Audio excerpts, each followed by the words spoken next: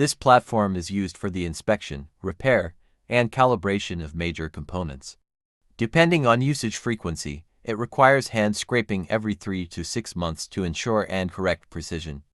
The platform's flatness meets the precisoin grade of 3.0, with a deviation of less than 0.5 microns between the highest and lowest points on the entire surface. Additionally, the surface achieves 40% contact with evenly distributed bearing points.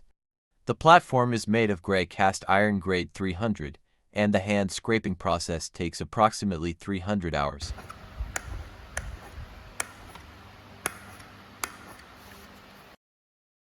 このマスター定盤は、主要部品の検査、修理、および現合組立作業に使用されます。使用頻度に応じて、精度を確認し修正するために、3ヶ月から6ヶ月ごとに手作業での木下げ点検構成が必要です。このマスター定盤の平面度は0009に超えており、表面全体の最高点と最低点の段差は 0.5 ミクロン以内に抑えます。さらに、表面は均一黒あたりが最高レベルの 40% に達成しています。定盤の材質は配鋳鉄 FC300 であり、手作業でのスクレーピングには約300時間を要します。